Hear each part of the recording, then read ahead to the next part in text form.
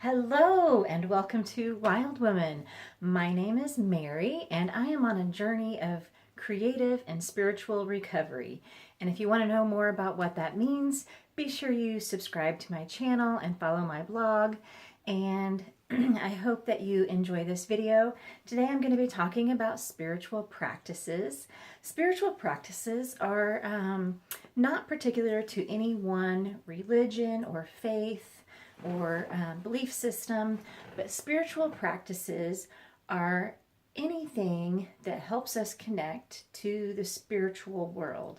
And so whether you believe in a god, gods, goddesses, a higher power, a creator, or even if you just believe that there is a spiritual component to your life. I think most of us believe that we're not just flesh and bone. We're not just a sack of bones walking around on this planet. I think most people have some sort of sense of spiritual being within themselves or a connection to some sort of higher power. And spiritual practices are those things that help us make that connection to that spiritual world. So really, I think just about anybody could practice spiritual practices, and there's all different kinds of spiritual practices. And so today I'm going to be talking about prayer and meditation, and there are as many different types of prayer as there are people in the world, and lots of people have written books and done articles and resources about meditation, and there's probably as many different kinds of meditation as there are books about meditation. And so everybody kind of has a different way of approaching that and some different things that they do, all kinds of different prayers. And today I'm going to throw in my 2 cents, and I'm giving you some tips and tricks that I have found that help me in my prayer and meditation practices. And so there are lots of different ways and things that you can do. So I'm not going to be one of those kind of people that you're going to see sitting here quietly, hands folded, eyes closed. That's not me. It's not going to work. You're not going to find me sitting in a lotus position with my hands resting on my knees. And a lot of meditation guides may tell you something like to clear your mind or to let all of the thoughts come and go out of your mind, and that's really difficult. It's certainly easier said than done. So there's a lot of things that I have found that I actually like to do to help that process along. So some of those things might be physical things. So holding something in your hand, having a rock or something that you can hold in your hand, or that tactile sensation of rubbing or feeling something in your hand. Some people might like to have sand, either running their hand through a little box of sand or holding some sand in your hand and feeling what that feels like. Some people may like to do something while they're praying or they're meditating. Some people will crochet or knit or something that keeps those hands busy. Many years ago in a former life, I worked at a department store, and I worked in the home department.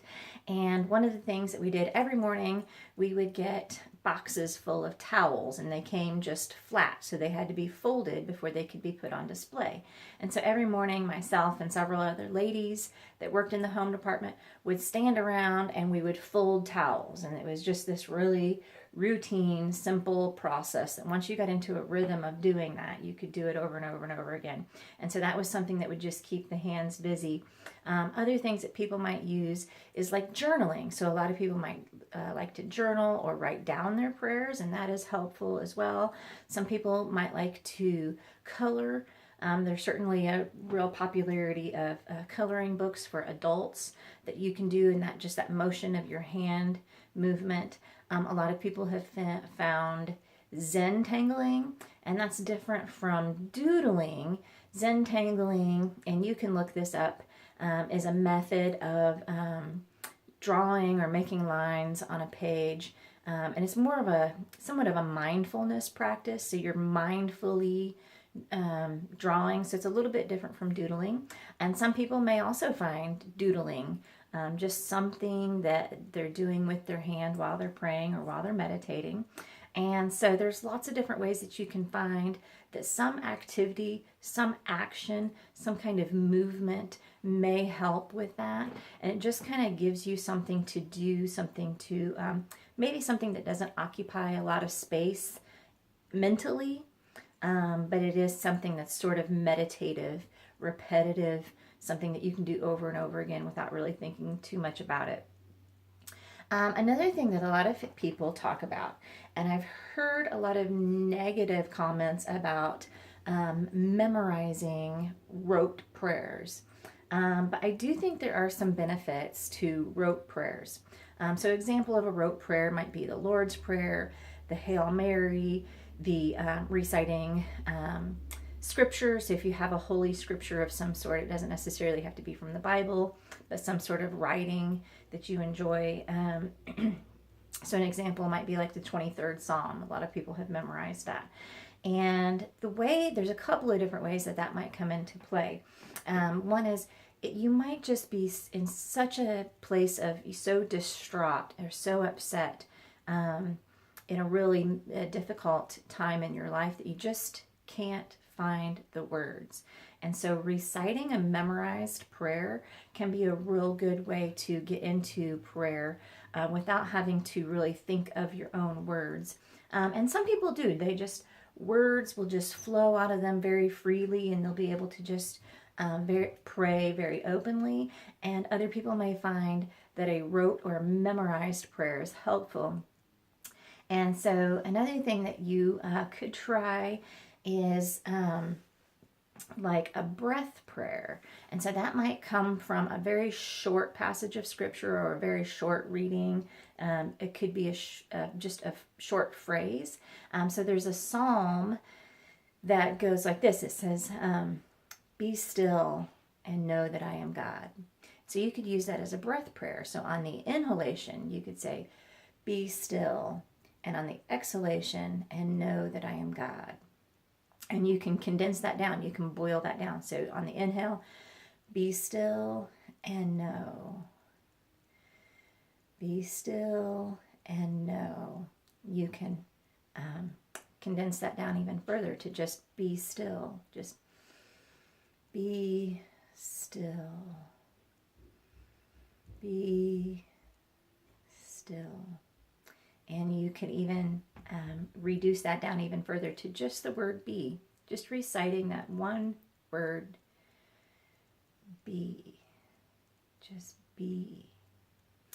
So doing a little breath prayer like that, having a short phrase that you can repeat over and over again to yourself as you inhale and you exhale, and that becomes a rhythmic thing. So you're inhaling, exhaling, and you've got a sort of the syllables of the word kind of become matching to your breath.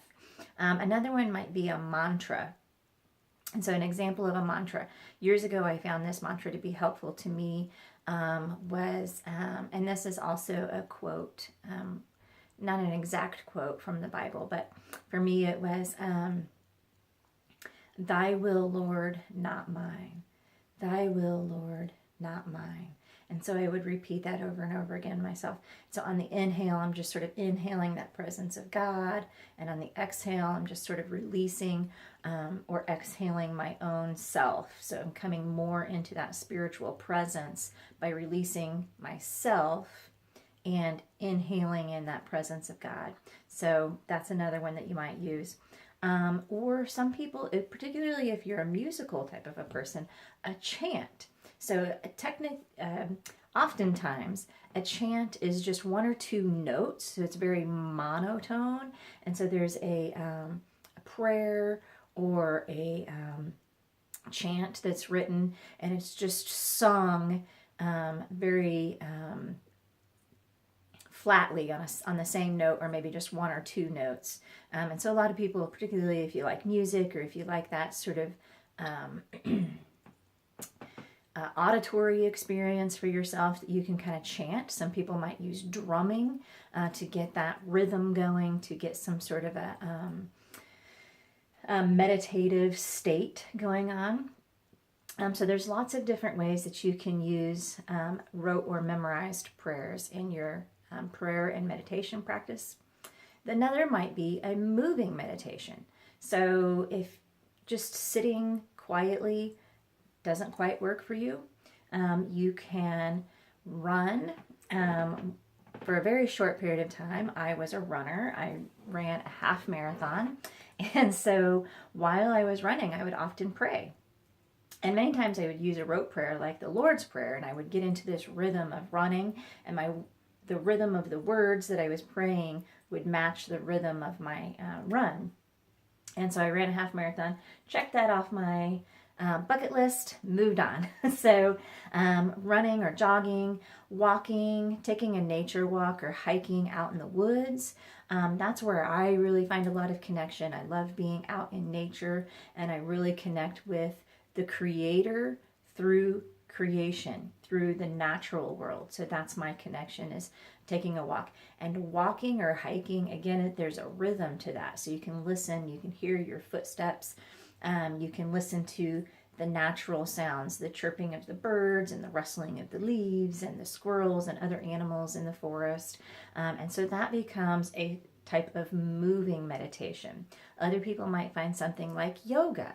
And I too do yoga pretty often. And that's just that really moving your body around and finding different ways to express your spirituality through movement.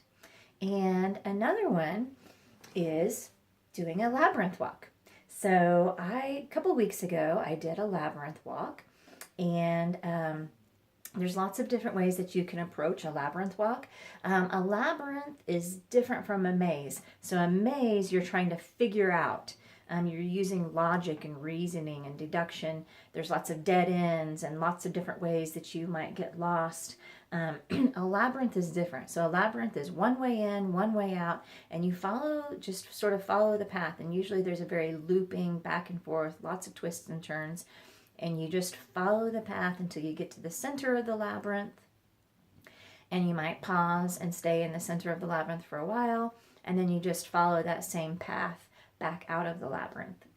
And so some people might start a labyrinth walk with a question or a petition on their mind, something that they want to work out as they're walking, or something that they may need a revelation about. And so you can kind of walk and ponder on that question as you're walking through the labyrinth. Some people may find at the different turning points in the labyrinth, they might stop at each of those turning points and ask their question or ask for their petition. They might recite one of the rote prayers that you know, or you may just stop in silence for just a few moments and just sort of stand for a few moments before you continue on the next part of the labyrinth. And so some people may chant as they're walking that labyrinth.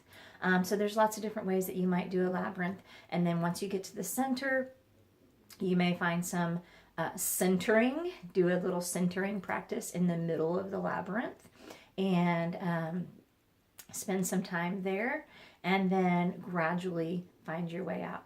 And so what I actually did, my personal experience with the labyrinth walk, and I've done several over the years in several different locations, and I actually didn't know until really recently that there's a labyrinth walk relatively close to where I live. But I've done labyrinth walks in various different settings, outdoors. Sometimes you'll find a labyrinth that is printed on a big canvas, and it's laid out on the floor inside of a building somewhere. So there's lots of different places where you might find a labyrinth walk. Churches or monasteries might often have a labyrinth walk, and you just kind of have to look and see if there's one near you. So what I did, I found a labyrinth near me, and I wrote a prayer. So I wrote a prayer in my little prayer journal. And I showed you guys before, I have a little prayer journal that I keep. And I'm going to write out that prayer for you, and I'll put that in my blog. So there'll be a link in the description box to my blog, and you can read that. But the prayer had a lot to do with There were times in my life when I was really unsure of what to do or what the next step in my life should be. And so I talked about in my prayer shuffling my feet. Sometimes I would shuffle my feet unsure of what to do next. But in other times of my life, I've made big leaps of faith, leaping out into a big life-altering decision, like quitting a job or starting a new career. And so I talked about making a leap of faith and being ready to leap into whatever's next. So as I finished, as I was walking through the labyrinth, as I came to each of the turning points in the labyrinth, I would shuffle my feet to represent that part of the prayer physically. And then as I was leaving the labyrinth, I took a couple of steps and I just took a big leap out of the labyrinth. And so that was sort of physically symbolic of taking a leap of faith. So I found that to be kind of fun. So if you want to check out my prayer, check out the link in the description box.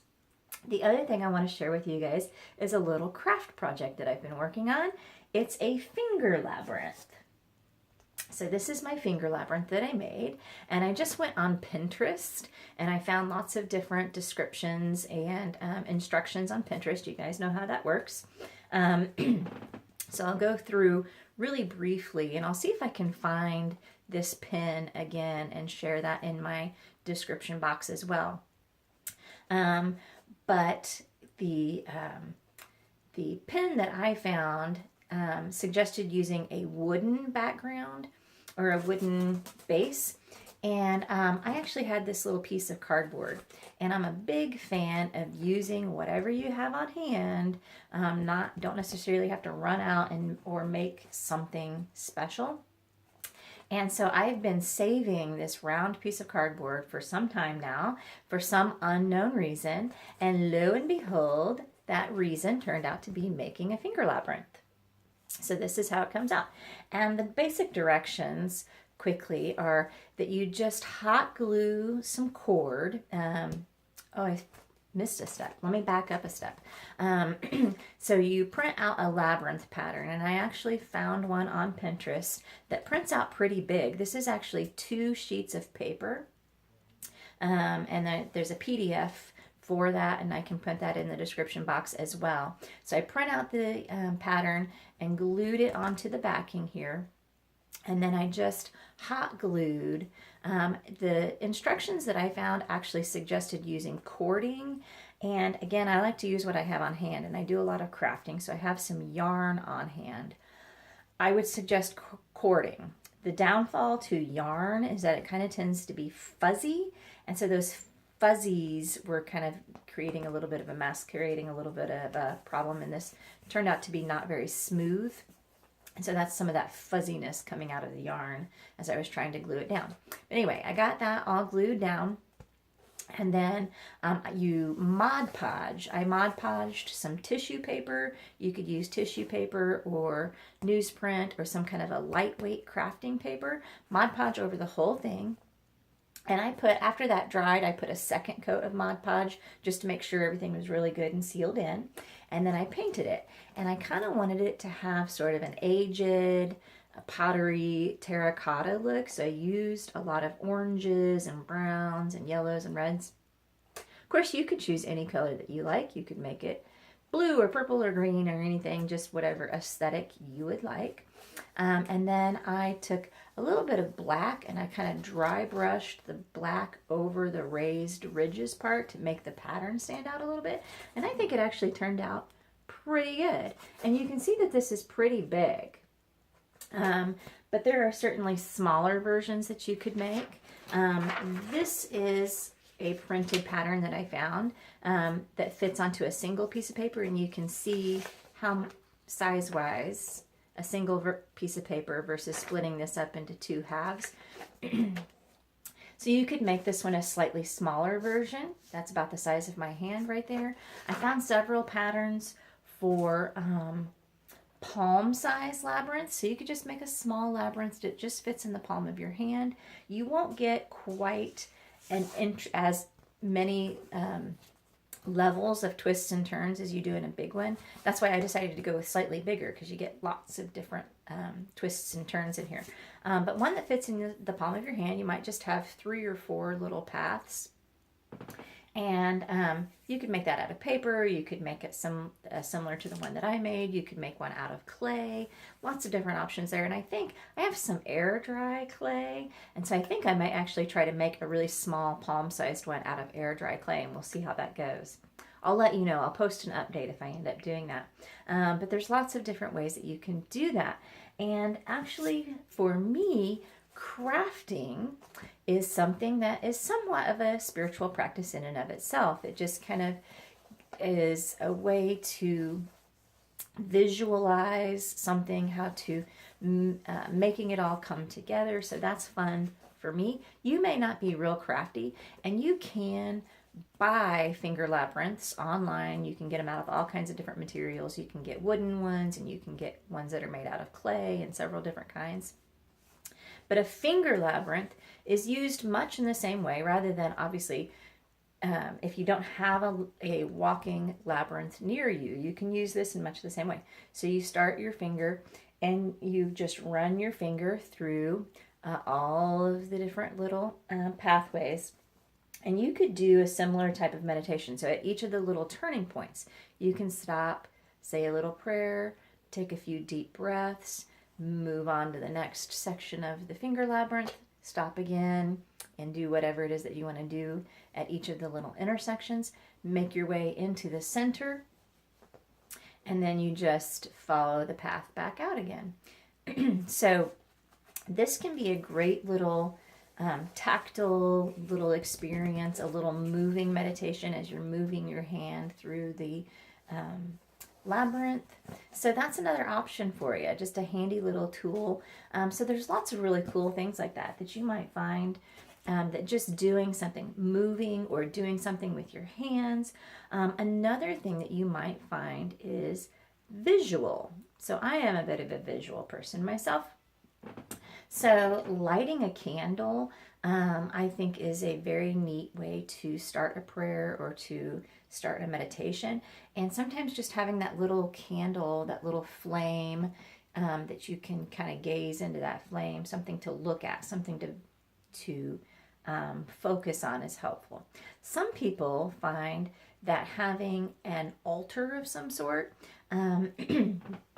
is very helpful. So you might have some sort of like a cross, if you happen to be Christian, or a visual representation of whatever God or goddess or being or deity or creator or whatever. If you have a visual representation of that higher power, that spiritual aspect of your life, you can focus on that object or that visual representation. You may also find that making artwork, making something that you can use as a visual representation or as a tactile experience might be, if you are an artistic type of a person, making a little visual display, something that you can look at. Like, so for example, every church that you go into, what's at the front of the church? A cross. Or if it's a Catholic church, a crucifix. If you go into any mosque, they're beautifully decorated with usually very geometric patterns, and so that's very visually stimulating. The geometry of most religious buildings are meant to be inspiring spiritually, and so that visual representation might be something that might help you out. Or if you're meditating, some sort of mental imagery, something that you can focus on mentally. Again, it could be a visual representation of some god or goddess, or it could be a visual representation of something that you want in your life, or an answer, a visual representation of the answer to your prayer, or if you're petitioning your particular god that you subscribe to, imagine that petition coming to fruition. So there's lots of different ways that you can use visualization, visual, something that you can focus on visually, something that you can hold physically in your hand, something that you can do with your hand, or moving, walking, yoga. All of those things are tools that you can use to help you. So if you have a particular method or something that you use in your prayer or meditation life, I'd love to hear about that in the comments. And of course, if you like this video, make sure you give it a thumbs up, give it a like, and if you want to learn more, I am posting videos about once a week and adding content to my blog about once a week. So if you subscribe to the YouTube channel and if you follow me on my blog, you'll see more content like this. I talk about all things spirituality, I talk about things creativity, and so I hope that you'll join and follow along as I journey through this process of spiritual and creative recovery. Thanks for watching. See you next week.